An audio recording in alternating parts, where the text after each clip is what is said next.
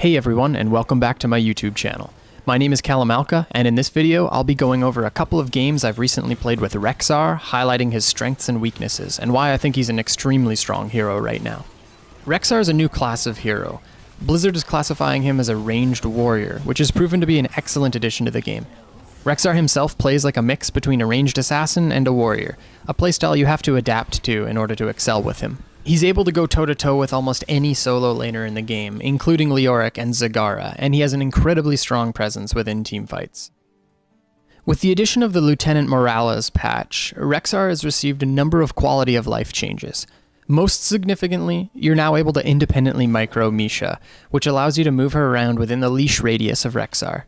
With this addition, Rexar can scout out areas with Misha and use her as a sentry in order to buy your team invaluable vision throughout the game.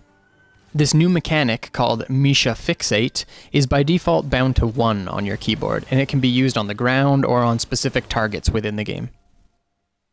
One of the most important parts about Misha Fixate is it allows you to remain mounted on Rexar, giving Misha your mounted movement speed while still navigating terrain with Misha. This can allow you to chase down dismounted targets extremely easily, or scout out areas and dodge initiation from your opponents. Laning with Rexar is really quite easy. As I said earlier, it's best to position Rexar a little bit further back, similar to a ranged assassin, while sending Misha in towards your enemy. If Misha's taking too much damage, use Men Pet and pull her back to you. People greatly underestimate the damage that Rexar can put out, which opens up to a lot of kill potential within the laning phase. In this clip, I notice Uther getting way out of position, so when he attempts to close the gap on me and stun me, I push in full force, pinging him for assistance from my teammates. With basically no escape options, it grants me a free kill in a 2v1 situation. Don't be afraid to duel people with Rexar. He may be classified as a warrior, but his damage output and burst potential is completely contrary to his traditional role of tank.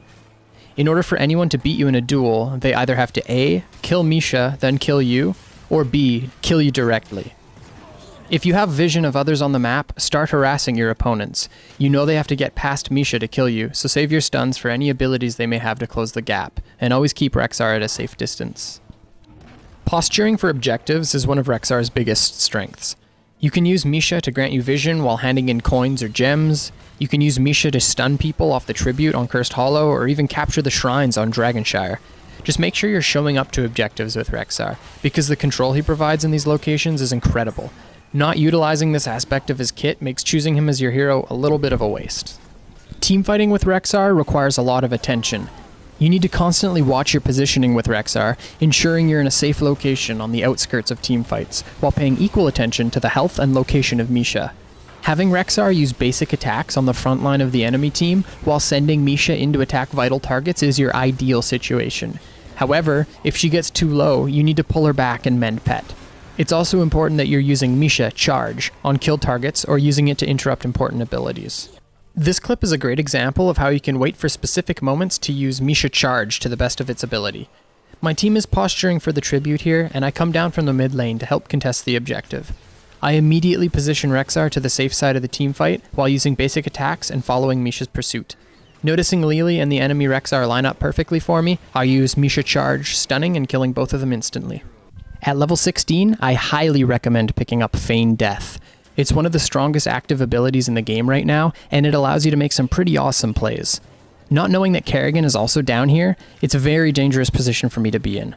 By using Feign Death at the perfect time, I'm able to completely negate Kerrigan's initiation and damage onto me, allowing me free reign to do damage to the Butcher, push inwards, and score a kill in a 2v1 situation.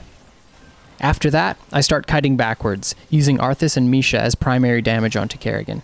After dodging Kerrigan's second combo, then using Misha Charge to stun her, I managed to make the great escape, scoring a second kill and creating a massive outplay.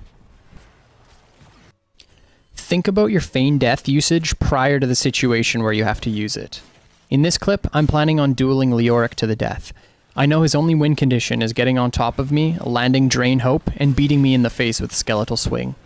The moment I see him use Drain Hope, I use Feign Death, negating all of its effects. Without his Drain, he's absolutely useless in a 1v1, so I push inwards, scoring a kill with the help of your friendly neighborhood Abathur. I think Rexar is going to see a lot of competitive play moving forward. I've been constantly winning games with him at the 3500 plus MMR level against many professional North American players. He takes a little bit of getting used to, but once you figure out his core mechanics, Rexarru will be your new favorite hero.